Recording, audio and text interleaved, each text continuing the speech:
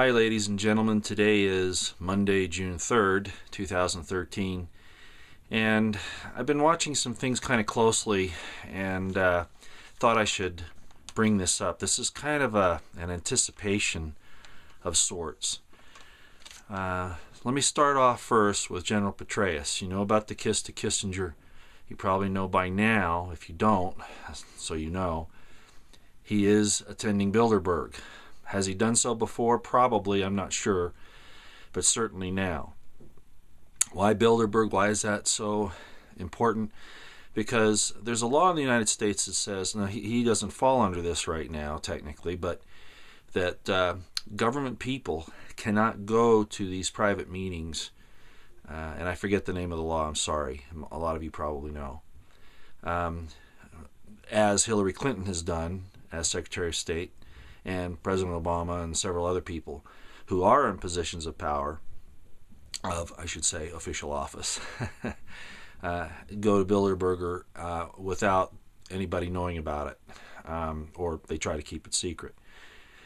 And of course, you know, Bilderberg this time is trying to keep it, they're actually afraid this time, as I mentioned in the last video, and they've been getting more concerned as time goes on, but now being so exposed, they know that people are really upset with them, that their secrets are starting to be revealed, at least their agenda. So the fact that Petraeus is there shows that I think something is really amiss here. I have to remind you that when I worked with General Petraeus, he talked about wanting to be the world's top terror expert. Knowing, as I did at the time, the many definitions of what terrorism is, and the way this whole thing has shifted to right-wing, supposedly conservative people, gun owners, returning veterans, Christians, that kind of thing. I think this is an ominous, ominous warning, and we need to take it very seriously. I don't know if they've, shortened the time that they were going to implement these things, or whether because of the awakening they feel like they have to rush things along, but something is really in the works here with this Petraeus thing. Once you change sides like that and make it known, that's very bad. So I wanted to bring that up. That's the first signal. The second is this. Now, a lot of information's coming out and is going to come out if the Congress doesn't shut down these hearings on Benghazi, SEAL Team, well, they're not doing a SEAL Team 6 investigation, but the thing with the IRS and the DOJ and all that. It seems like they're pulling away from it, and if that's true, it might just be a lull in the activity. But there are, like I've said, the people in Congress aren't your friends. And nobody in the government is. They're I could count on one hand the people that I would trust at all. Rand Paul being one. I think Senator Cruz, people like that. But by and large, they're shutting people down. They're throwing out the generals who refuse to do these orders. They're cleaning house there. They've got these regional governors that'll do anything the president says, bypassing the rest of the states. If you look at a map now of the United States and see who's what, you see a division very similar to the 1860s of states that are either for, the Constitution, the Bill of Rights, or they are not. It's that serious. We're being divided, folks, in every possible way. Okay? Look at those things. There's A.J. McDonald, if you don't mind me saying so, sir. You were kind enough to include my video on Hold Your Fire in your very good article talking about this very situation. And a lot of the information there is critical. I hope people go look at it. I'm sorry I don't have it for you. But it's by A.J. McDonald. Maybe he could repost that, and I should have had that ready to go. It just, I don't prepare my statements necessarily, and sometimes like this, that's bad. I have a few notes, but that's about it. So it's kind of spontaneous. I'm bringing this stuff in as I realize how serious it is. So anyway, he did a real good article on this whole situation with the dividing of the country. Now, something else has happened, and I'm going to bring this in. The Petraeus thing kind of alerted me, but then I saw this today. This is in the AFP. This is the French news, okay? It says, and I'm kind of going to read this because I don't want to miss some of the important points. says Al-Qaeda's chief in Yemen, Qassini al-Rimi, told Muslims to start attacking Americans in the U.S. more with the type of devices used in Boston. He's CIA, just like all of Al-Qaeda is. And somebody put that in there. How come I forget to mention that Al-Qaeda is CIA? Well, it is. It's all the Western intelligence services. They use this as the thing to promote war, provocateur stuff. And this is the key. Remember I told you about this Benghazi thing a few minutes ago, and the reason why I kind of prepped with that is because of this. This information is coming out, and it's going to come out even stronger if they keep up these investigations, but I really doubt it. They know that both sides, the Democrats and the Republicans, both sides are dirty on this thing. They know that Osama bin Laden's been dead for at least 10 years. They know that. Okay? And listen to what this guy says. This is Al-Qaeda, if they were real Al-Qaeda, if they're real Arabs, they know that Osama bin Laden's been dead for 10 years. Or hasn't been around, that was a doppelganger, back in SEAL Team 6, went after him in Abbottabad. Sorry I keep interrupting myself. But listen to what he says here. Killing of Osama bin Laden in May 2011 and Yemeni American cleric Anwar al-Awlaki in September of 2011 has not caused us to stop. Kind of a paraphrase, but that's basically what he says. In other words, they're saying that just because Osama bin Laden was killed and Anwar al-Awlaki, who anybody who's followed this knows that al-Awlaki was a CIA operative. He even dined at the Pentagon. Okay? They're saying that those two guys are dead. Anwar al-Awlaki, I'm not even sure he really is. I know his son apparently is. But all of these things could be covered. The bottom line is we know Osama bin Laden was CIA. We know he died 10 years ago. We know Anwar al-Awlaki was CIA. He supposedly died 2 years ago. And now we have a supposed Al-Qaeda in Yemen leader saying that with those two deaths, it's not going to stop us. We're going to go anyway. This guy's CIA. Okay? Why are they doing this? And this is where I'm bringing it all in. The Boston bombing was originally, I still believe this because of the evidence, because of all the work up to it, the DHS building up, all of that we've talked about, to come against Christians, right-wing, conservatives, gun owners, etc., vets, all of that we've talked about, was originally going to go with that it was, a white conservative of some sort. But they had their backup story ready to go. And when I did that last video also, I talked about those two brothers, the FBI, saying, and I brought up the fact that they had the video of them and that they went after him. But, they're trying to play this game, the FBI, who are these two guys? Help us identify them, everybody, when they had been dealing with them for 5 years. That in itself is a giveaway. Then they do all this martial law thing in Boston. This was, in fact, a beta test. This was a dry run. What do I think is going on? I think they've backed off a little bit, the right-wing extremist thing. Not that they're not going to come after you. All right? The gun owners, conservatives, vets, all that. But that the public is a little wary on that right now. They'd much rather believe back on this Islamic terrorism. I think they're falling back on it. Okay? And I think this was the key. He's calling for more incidents in the U.S., and I think that's exactly what's going to happen. We're going to see it blamed under Muslim terrorists initially to get the ball rolling, and then, of course, as many people have said, they'll slip the script back to what they're really after. So what am I saying? We're going to have to get ready for some real serious CIA-provoked terror, real serious intelligence groups provoked terror. And again, it'll start on the Muslim thing again. That'll be the key, the trigger, but then it'll move over. And with Petraeus at Bilderberg, he hasn't given up on his terrorism ideas, on who that terror is, you and me. I think this is a kickoff of types. I think this is an initial action. Okay? That's how I view this. Now, I had a lady send me some stuff about, and maybe you all have seen it on some of the comments, about front loaders and graders and things like that being equipped for tactical use, having gun turrets and armor and things like that. Let me tell you, the engineers use that kind of stuff for protecting the troops. The problem is the large number of the order. Is the old equipment wearing out or whatever? Could be. But 385 of these things ordered? Why would they need something like that? Well, I can explain that to you.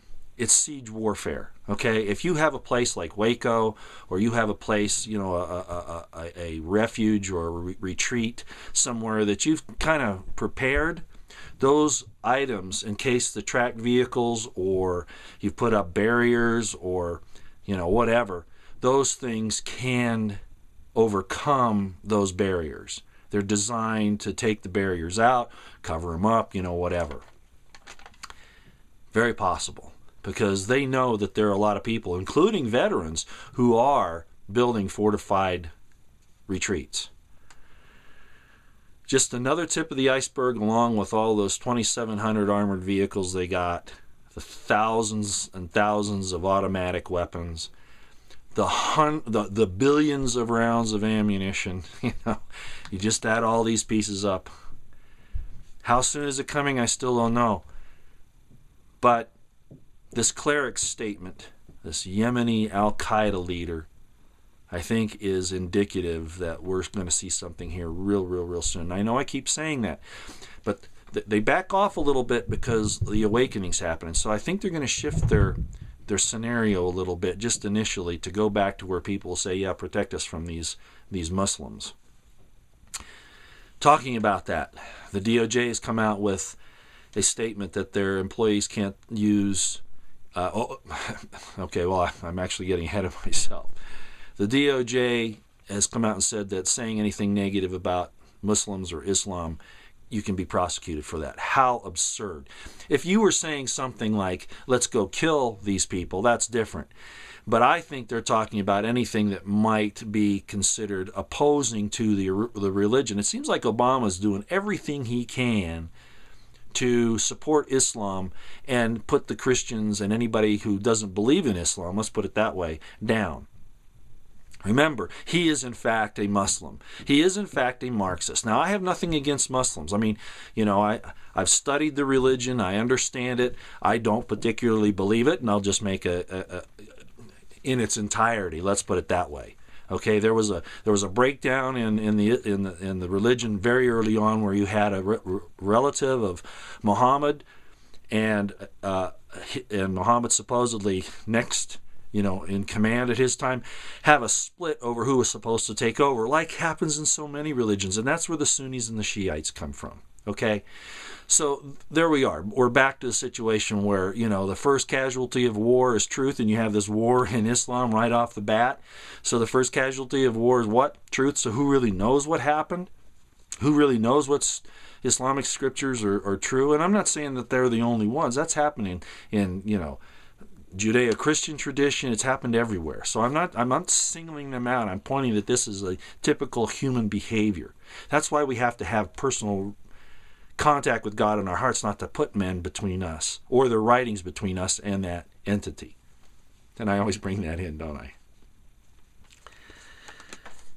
So we have this thing from the DOJ saying you can't talk badly about Muslims or you can end up in jail, without any real definition at this point.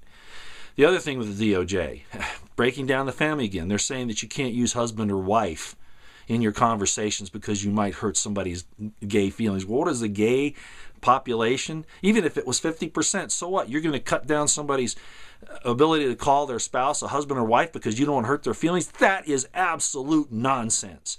And it is another violation of the First Amendment. It's another, and it's like freedom. The First Amendment, it's not freedom from religion, it's freedom of religion. You get to say what you want. Not to be concerned about somebody else's beliefs. That's their own business, and you get to say what you want. Here we are, people. Do you see it? It's right around the corner. It's right around the corner. They're destroying womanhood. And I've brought that up before. The woman is the origin of mankind. And they want to destroy her. They've tried to make her manly. They've tried to put her in harm's way. They've tried to make her liberated. And don't misunderstand me. I believe in equal pay for equal work. That's not what I'm talking about. I'm getting frustrated, aren't I? Let me finish up here. I didn't want to go this long. DNA now on merely being arrested, the Supreme Court says. That's the same thing as getting fingerprinted. No, it is not. And just because the Supreme Court makes a decision like this doesn't make it right. They're wrong too. We have the Constitution in our hearts. They only get to decide their portion of it. The people have the last say. Always and forever. I can't believe the tyrants are just everywhere. There's hardly anywhere you can go without it these days. Japan and South Korea have both banned wheat shipments from the United States. Why? Because they've shown that they're contaminated with GMO. Why? Everybody's going to think, well, why? GMO wheat. Yeah, I'm concerned about that. But I want to take it back the other direction here. Why hasn't the United States banned radioactive food from Japanese waters in the North Pacific? Because they want you to be sick. They want you to get radiation sick. Well, you won't get radiation sickness, but over time, or if you ingest this stuff, you'll have a tumor start. You'll have a mutation, and tumors can start cancer. That's where I wanted to go with it. Of course, we all know GMO is bad, and the Japanese and the South Koreans recognize that, which is the first point. Even though they're trying to, make Americans eat this stuff, even Europeans don't want it. And the fact that it's now, contaminating all these other crops, we're going to lose our real way to make food, ladies and gentlemen. This is by design. They want to kill you off by either giving you genetically transforming type of food, or like this, where the GMO will actually take over and destroy all of our natural crops. But my other point on that was, of course, the U.S. doesn't ban anything coming from Japan. They didn't tell you when the Fukushima radiation levels were low. Yeah, but that's not the point. It's cumulative exposure and ingestion. That's the point. And that's going on in America every day now. The radiation levels are cumulative in your body. And they haven't given you any warnings. As a matter of fact, they upped the levels, as I said many months ago. The safe levels, what used to be at this level, they knew they were having problems because the levels were reaching that or past it already, so they just raised what they used to be considered the safety level, so they didn't have to talk about it. They're trying to kill us. It's really obvious. Every possible pronged attack is going on right now. All right, wow, that there we are. Okay. So that's my analysis on this thing with Petraeus and with the Yemini cleric. They're going to have more things. They're going to slip back into that mode right now because people will believe it better. The Boston bombing thing went real bad for them. And they had to blame that on Muslims, and that was the backup plan with these two kids. It's really sad. Not that they weren't operatives, because at least the older one. But it's real obvious to see what's happening here. Okay. I'll get this out. A little more somber today, not quite in as good a mood, because I see these things progressing. And all I can say is continue to prepare, Don't think that because it doesn't happen today or tomorrow that it isn't. It's imminent. It's planned. It's going to happen. I just don't know the actual time frame. But watching all this stuff, all the preparations, all the things going on, it's definitely at least speeding up. Okay? And I need to put a quick insert in here. Pardon me for doing this, but I thought about it after I turned the camera off. Remember the stand down in Coast Guard District 7. Remember that. Remember the exercise that was going on. A lot of people said they saw airplanes coming in and landing in the fields. I don't have any definite proof of that. UN troops getting off of them and all that. I don't know about that. Okay, I was not able to verify it. But the fact that this exercise is going on would be cover for bringing people and weapons into the country. this Muslim cleric's statement is to be taken very, very seriously. I think they brought something into the country during that exercise. I wasn't sure at the time, but now I realize that exercise where they killed those 2 FBI agents who were investigating Joe Carr, okay, very, very suspicious. They used that exercise not just to get rid of them and to maneuver things around, but to bring something into this country. It's here. It's here. I have no doubt in my mind about it right now. Okay, I just wanted to interject that real quick and also say Private Manning is now going through his court-martial during this trial, and they're going to bring up what he did when he had no way to bring this stuff up to the chain of command. There was no open door policy. They denied it. I'm sure he didn't feel comfortable with it. There are people guilty of war crimes in the military and in our political circles that should be on trial. Okay, try Bradley Manning, okay? But let's get that evidence that comes out in this military court, which they won't let out, of course. But our politicians should be demanding this information and going after people in the military and not everybody in the military is bad. I know that, okay? But war crimes have been committed by military members, by mercenaries, and by our politicians, and that needs to come out, and they won't allow it, but we need to insist on it. I just wanted to throw that in here real quick, too. No whistleblowers anywhere. This is the most closed, secretive government in the world. It's disgusting. President Kennedy gave a statement shortly before he was killed. It was a very good speech. It's on the internet about the fact that the press needs to have access to things. We need to have a transparent government, and very small things declared necessary for the national security, not wide sweeping things that keep criminality under wraps. Not under wraps, but under cover, so they can commit it. Sorry, I used the wrong word there. So you can see I'm a little upset today. I go through this, don't I? Okay, back to the other. I'll get back to you in another video, probably not today or tomorrow, I'm not sure, but I will get back with you. Thanks for listening. We'll talk to you later. Bye.